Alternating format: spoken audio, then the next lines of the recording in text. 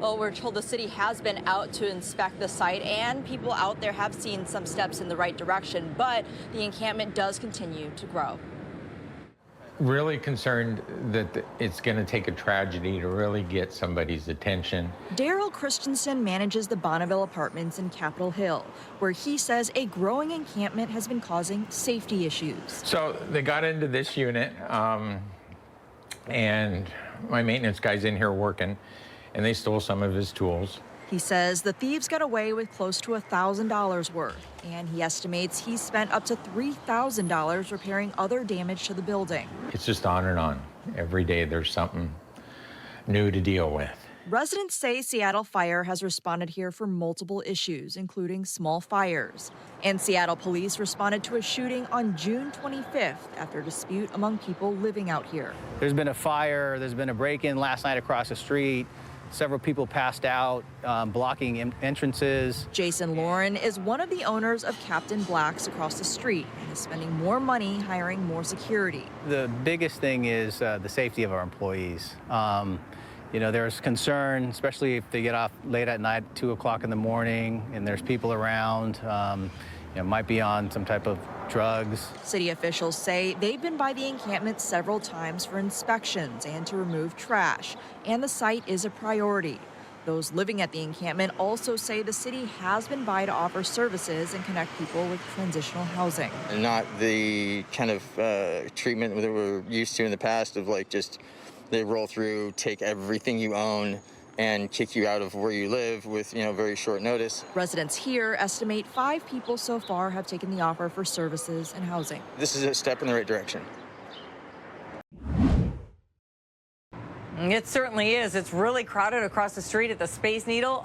Americans' spending's really shifting from home furnishings, appliances, and goods to hotels, restaurants, bars, and attractions. This is now leaving the Hospitality Association in a situation where they have to work overtime, struggling to hire enough staff to cater to all of these tourists.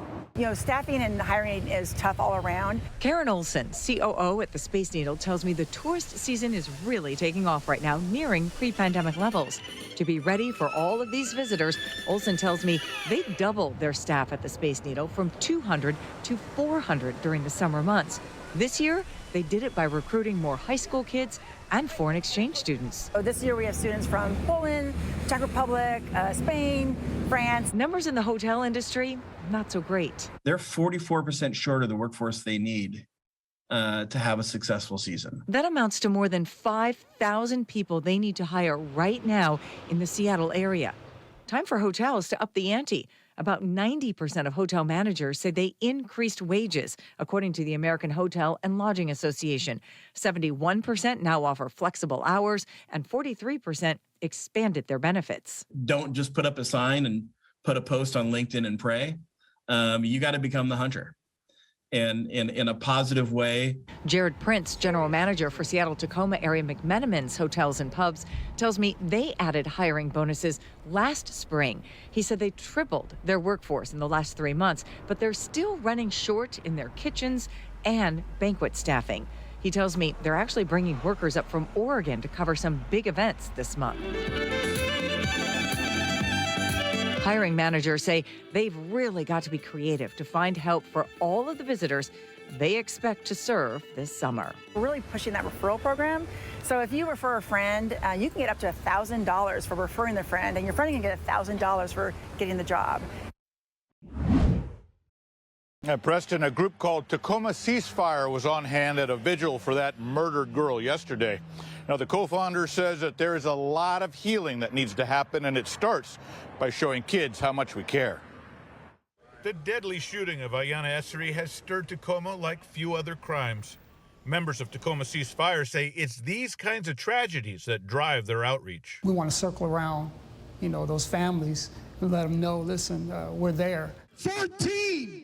James Watson joined others at a vigil for Ayanna, where people search for answers about the gangs and gun crimes overrunning the city. We need guns out of the hands of our children. Amen. Check your children. Amen. See what they're doing. Know where they are. Tacoma Police Chief Avery Moore will detail his new strategy to confront violent crime next week. even as Tacoma ceasefire forges ahead to help families. Tacoma ceasefire is, we're on the streets, we're, with the young people, we're talking to them, and that's what we want to do. Watson is opening a new center where Tacoma ceasefire can host programs for the youth. He says the city needs so many more of these opportunities and needs to include the very youngest. By the time you reach them when they're teenagers, it's oftentimes they already know how to hold a gun. They already know, how to smoke a blunt. Prosecutors say Ayanna was killed when two 17-year-old gang members opened fire on the car she was in. According to court documents, Jeremiah Averett and Christopher Felizardo were aiming for another boy in the car who belongs to a rival gang, but struck Ayanna instead. Prosecutors say Ayanna had no ties to gangs herself. We need to stand up. We need to get tired of this. We need to speak up. We need to show up. We need to show these children that we care about them. Developing tonight, the world continues to react to the assassination of former Japanese Prime Minister Shinzo Abe. He was gunned down while making a campaign speech for a candidate ahead of this weekend's parliamentary elections. President Biden called it a, quote, tragedy for Japan and later left flowers and a signed condolence book at the home of the Japanese ambassador to the U.S. Former President George W. Bush called Abe a patriot of his country.